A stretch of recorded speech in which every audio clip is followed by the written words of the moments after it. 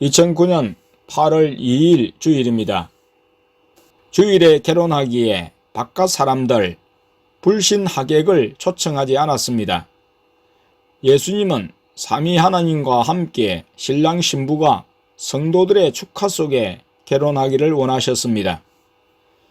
신부는 드레스 풍이면서 평상복으로도 입을 수 있는 실용적인 옷을 구입했습니다.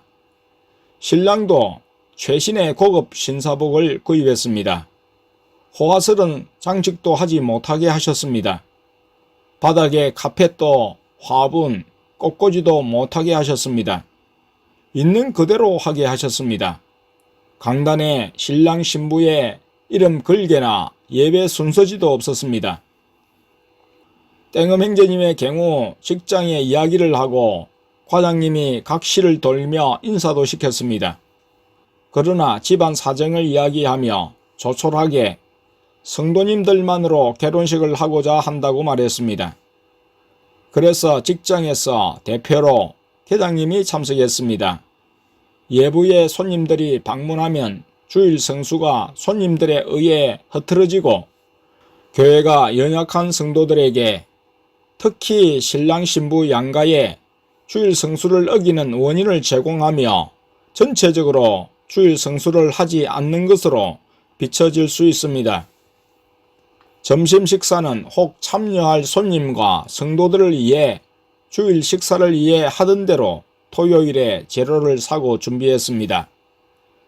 신부 부케는 예수님이 하라고 하셔서 땡땡마트 꽃집에 가서 주문했는데 아주 저렴한 가격으로 준비했습니다. 토요일 밤에 부케를 찾아왔습니다. 신부 머리는 토요일 밤에 땡땡마트 미용실에 들려 손보고 결혼식에 유지했습니다. 신랑도 같은 미용실에서 머리를 깎고 준비를 마쳤습니다.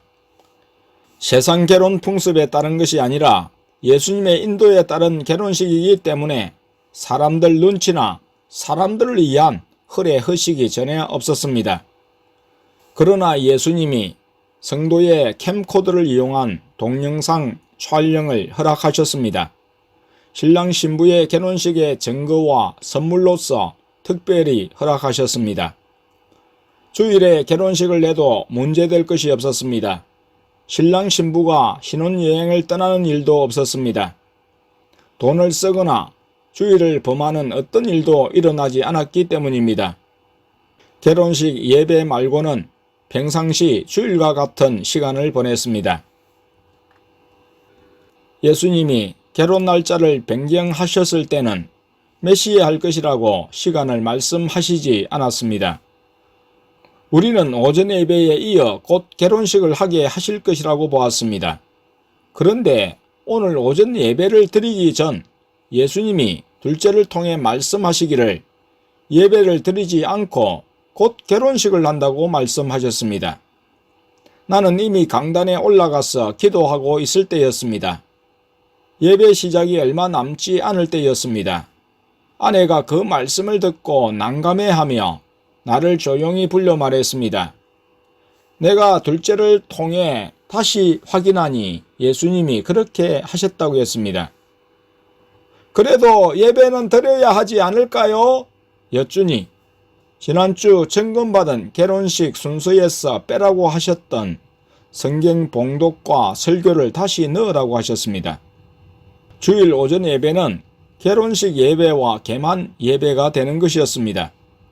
예수님의 인도에 순종할 수밖에 없음을 알고 있습니다.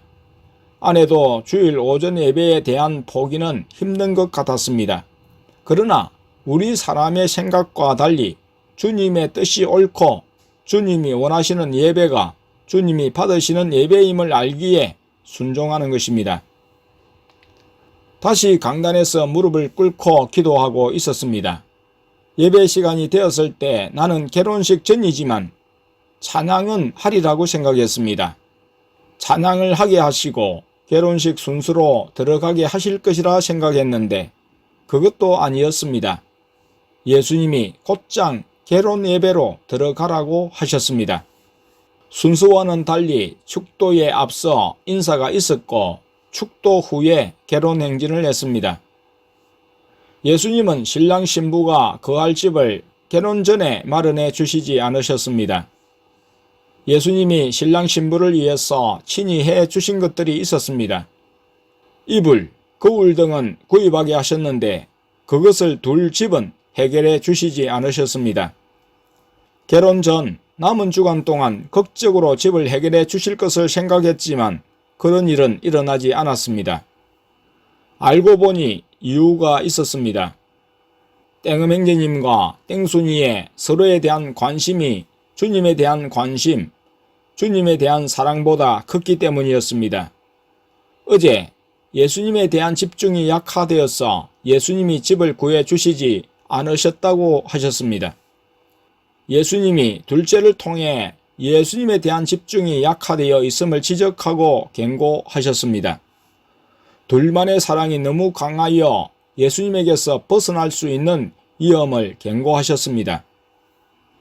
지금 현재 신부가 기거하는 집, 엄마가 자신의 명의로 구해준 2주 전에 부동산을 통해 내어놓은 빌라집이 나가면 그 돈으로 신혼집을 마련할 수 있는데 예수님이 인도해 주시지 않으셨습니다. 부동산에서는 열쇠를 주고 가라는 전화를 해왔지만 예수님이 2주간 동안 교회에 머물게 하시면서 부산에 가는 것을 허락하지 않으셨기 때문입니다. 그러나 오늘 오후에 예수님이 내일은 신혼집을 보러 가자고 하셨습니다. 보통 교회들에 있어 주일에 특별 행사를 하면 예배에는 관심이 없고 예배 후 있을 2부 순서에만 관심을 가지는 것이 보통입니다. 예배가 소홀히 되고 행사에만 치중하는 경향이 있습니다. 사람들의 관심이 하나님께 대한 경배보다도 사람들이 주도하는 행사와 스스로의 만족, 재미에 대한 추구에 더 관심과 열정을 쏟는 일이 많습니다. 주일에 결혼식을 하므로 일반 교회와 같을 수 있는 우리의 부족과 연약함을 아신 주님께서는 우리를 배려하시고 주님의 뜻에 따라 주님이 영광을 받으시기 위해 주일 예배와 결혼식 예배를 따로 하지 않으시고 예상치 못한 방식으로 인도하셨습니다.